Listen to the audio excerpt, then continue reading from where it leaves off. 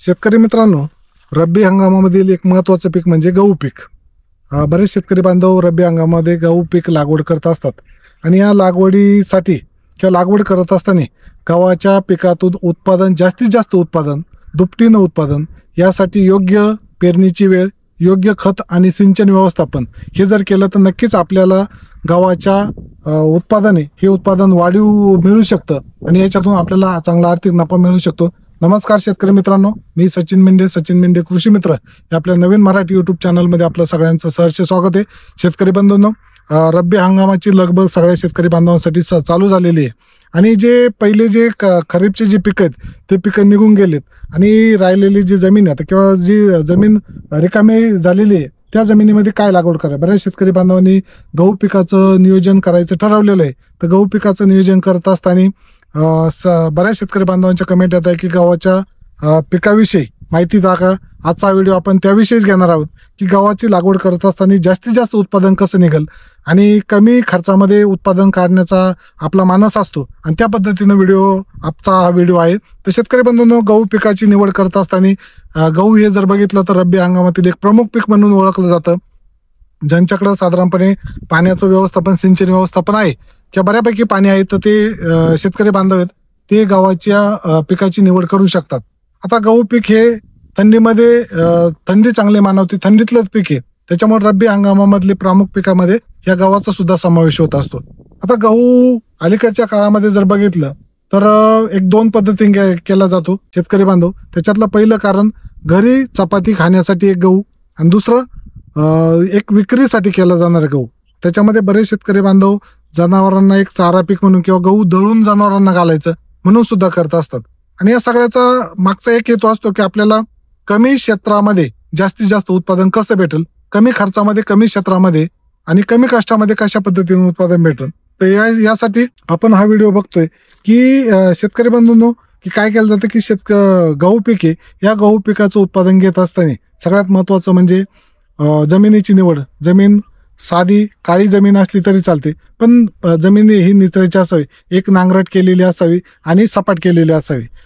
जमीन निवडल्यानंतर किंवा जमीन तयार केल्यानंतर प्रश्न येतो तो आपल्याला साधारणपणे जे बियाणे आहे त्या बियाणांची निवड किंवा वाणांची निवड करायची. आता त्याच्यामध्ये बरेचसे वाण बाजारामध्ये उपलब्ध आहेत. त्याच्यापैकी मी काही सिलेक्टिव्ह वाण सांगतो.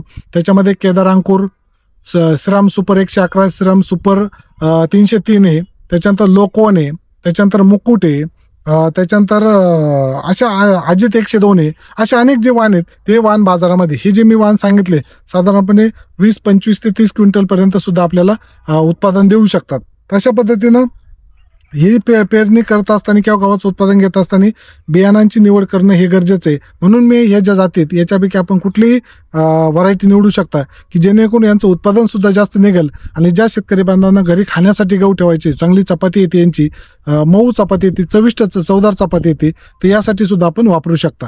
अशा पद्धतीनं ही वाणांची निवड झाली. पेरणी करत असताना साधारणपणे पेरणी कशा पद्धतीने केली जाते किंवा किती बियाणं टाकलं पाहिजे, तर साधारणपणे पेरणी करत असताना ट्रॅक्टरच्या सहाय्याने करत असतात किंवा बैलाच्या सहाय्याने करत असतात किंवा काही शेतकरी बांधव फुकून सुद्धा पेरणी करत असतात गव्हाची पेरणी. तर हे जे पेरणी करत असताना साधारणपणे हे जे पेरणी आहे ते 2 रो मधलं अंतर साधारणपणे 22 ते 25 सेंटीमीटरचं ठेवलं पाहिजे. 2 फणांमधलं अंतर आहे आणि जे गहू आहे ते गहू बियाणं साधारणपणे 4-5 सेंटीमीटरपर्यंत खोल गेलं पाहिजे. फार खोल गेलं तर उगवण होत नाही. त्याच्यामुळे आपण काय केलं गेलं पाहिजे, हे जे बियाणं आहे हे बियाणं खाली जास्तीत जास्त खोल जाणार नाही याची सुद्धा आपण काळजी घेतली गेली पाहिजे. त्याच्यानंतर हे जे गहू आहे ह्या गहू वाणांची निवड झाली, त्याच्यानंतर पेरणी झाली. पेरणी केल्यानंतर पेरणी करत असताना पेरणीच्या अगोदर आपण जमिनीत पाणी दिलं गेलं पाहिजे. पेरणीच्या वेळी जमिनीत चांगला ओलावा असणं गरजेचं आहे. ओली जमीन जर असेल तर उगवण क्षमता चांगली होती आणि त्याच्यानंतर उगवण क्षमता जर चांगली झाली तर योग्य अंतर जर राखलं तर योग्य बियाणं किंवा जी रोपं आहे गव्हाची ती रोपं आपल्याला पेरणीच्या याच्यातून साधता येतात आणि योग्य जर रोपं असतील, जास्त जर दाटी नाही झाली तर गव्हामध्ये फुटवा आहे तो फुटवा जास्तीत जास्त प्रमाणामध्ये होत असतो आणि फुटवा झाल्यानंतर काय होतं की जे गहू आहे ह्या गहू पिकाचं उत्पादन जास्तीत जास्त होत असतं. हवा खेळती राहते. त्याच्यानंतर जमिनीतून जे अन्नद्रव्य आपटेक केलं जातं, खेचले जातात, तर त्याच्यामध्ये सुद्धा एक स्पर्धा, योग्य स्पर्धा राखली जाते. त्याच्यासाठी गावामध्ये गावाचं जे सीड रेट आहे, हा सीड रेट सुद्धा महत्वाचा आहे.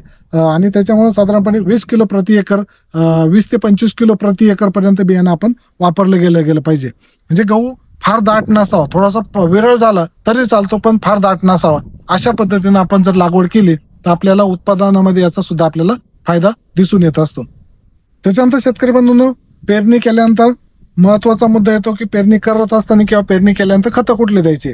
तर त्याच्यामध्ये 2 प्रकार आहे. मी तर आपल्याला सजेस्ट करेल की पेरणी करण्याच्या अगोदर किंवा पेरणी करतेवेळी जमिनीमध्ये आपण साधारणपणे नायट्रोजन, फॉस्फरस आणि पोटॅश या तिन्हींचं कॉम्बिनेशन करून टाकलं तर चालेल. त्याच्यामध्ये तुम्ही 24-24 टाकू शकता, त्याच्यानंतर 18-10 टाकू शकता. यासारखी जी खतं आहेत ती खतं सुद्धा आपण टाकू शकता. तर जे प्रमाण आहे ते प्रमाण मी सांगतो. नायट्रोजन साधारणपणे 50 किलो, 100 किलो टोटल नायट्रोजन असावं गहू काढणीपर्यंत. त्यातलं 50 किलो पेरतेवेळी, 50 किलो स्फुरद आणि 50 किलो पालाश असं तिन्हींचं जर कॉम्बिनेशन असेल पेरणीच्या वेळी तर आपल्याला चांगल्या पद्धतीने त्याचा फायदा होतो. आणि जे 100 किलो नायट्रोजन सांगितलं त्यातलं 50% किंवा 50 किलो हे जे नत्र आहे, हे नत्र खुरपणी केल्यानंतर जे पाणी देतो त्या पाण्याच्या वेळेस जर गव्हाला दिलं तर फुटवा चांगला होतो, वाढ झटपट होते आणि त्याच्यामुळे जे गहू आहे त्या गव्हाच्या उत्पादनामध्ये भरघोस अशी वाढ आपल्याला दिसून येते. आता हे झालं खत व्यवस्थापन करत असताना. त्याच्यानंतर पाणी व्यवस्थापन हा गावामधला एक अतिशय महत्वाचा मुद्दा आहे की काही ज्या गावातल्या स्टेज आहेत त्या स्टेजला आपण पाणी देणं गरजेचं आहे. त्याच्यामध्ये गहू अंकुरण्याची जी सुरुवातीची स्टेज असते त्या स्टेजला पाणी असणं गरजेचं आहे, जेणेकरून गावामध्ये सुरुवातीला जमीन ओली करून जर का आपण पेरणी केली, जमिनीमध्ये ओलावा असताना जर पेरणी केली आपण वापसा असताना, तर त्याच्यामुळे काय होते, गव्हाची जो उतार आहे किंवा जे जर्मिनेशन आहे ते जर्मिनेशन चांगलं होतं. आता त्याच्यानंतर जर्मिनेशन झाल्यानंतर गव्हाचा फुटवा होण्याचा कालावधी असतो. त्याच्यानंतर जी खुरपणी किंवा कोळपणी करतो आपण, तर त्याच्यामध्ये खुरपणी केल्यानंतर एक पाण्याची गरज असते. त्याच्यानंतर ओंबी, गव्हाच्या याच्यातून ओंबी बाहेर पडण्याची जी अवस्था असते त्यावेळेस एक आपण गव्हाला पाणी दिलं गेलं पाहिजे. फुलोरा ज्याला म्हणतो आपण, त्या फुलोरा अवस्थेमध्ये आणि गावामध्ये जे दुधासारखं पाणी निघतं त्यावेळेस सुद्धा पाणी देणं गरजेचं आहे. आणि त्याच्यानंतरच्या कालावधीमध्ये जे गहू आहे, गहू काढणीला आल्यानंतर गरजेनुसार पाणी द्यायचं. असे 5 ते 6 किंवा 4 ते 5 पाण्यामध्ये, 4 नाही पण 5 पाण्यामध्ये गहू निघू शकतो साधारणपणे. या पद्धतीने जर आपण चांगली काळी जर जमीन असेल तर 5 पाण्यामध्ये 100% किंवा जास्तीत जास्त 6 पाण्यामध्ये गव्हाचं आपल्याला उत्पादन घेता येतं. या पद्धतीनं जर आपण व्यवस्थापन केलं, म्हणजे खतांचं व्यवस्थापन असेल, पेरणीतलं योग्य सीड रेट असेल, म्हणजे 2 रोपातलं अंतर, 2 ओळीतलं अंतर जर योग्य राखलं आणि त्याच्यानंतर त्याच्यावरती फुटवे होण्यासाठी आपण त्याच्यावरती एखादा स्प्रे घेतला किंवा खालून खतांची मात्रा जर योग्य पद्धतीने दिली, त्याच्यानंतर कोळपणी केली, तर त्याच्यामधून काय होते की जास्तीत जास्त फुटवे होतात, ओंबी चांगली निघते, कणकर अशी ओंबी, लांब अशी ओंबी निघते. आणि जो ओंबीमधला जो गव्हाचा जो दाणा आहे तो दाणा दुधा चांगला भरीव जर असेल तर त्याच्यामधून आपल्याला काय होतं, गव्हाच्या जी दाण्याची साईज आहे ती साईज मोठी निघते. आणि मोठी साईज ही ओंबीमधून निघणारे प्रति गहू आहे त्या किती ग्रॅम गहू निघतात त्याची जे ग्रॅम आहे ते ग्रॅम जास्त वाढतं प्रति एकरी किंवा प्रति आपलं जे एकरी जे हेक्टर आहे त्या हेक्टरी उत्पादनामध्ये ऑटोमॅटिक वाढ होत असते. तर ह्या सगळ्या गोष्टींचा एकत्रितपणे वापर करूया आणि आपल्या शेतकरी बांधवांसाठी जास्तीत जास्त उत्पादन कसं निघेल यासाठी आपण आजचा व्हिडिओ बनवला. व्हिडिओ नक्की आवडला असेल अशी अपेक्षा करतो की लाईक करा. आपल्या युट्यूब चॅनलवरती नवीन असेल तर चॅनल सबस्क्राईब करून बेल आयकॉन दाबा, जेणेकरून नवीन येणारे व्हिडिओचे नोटिफिकेशन आपल्याला मिळतील. चला मित्रांनो, आजच्या या व्हिडिओमध्ये मी इथेच थांबतो, इथेच आपली रजा घेतो. पुन्हा भेटूया एका नवीन व्हिडिओमध्ये नवीन माहितीसह. तोपर्यंत जय हिंद, जय महाराष्ट्र, जय जवान, जय किसान.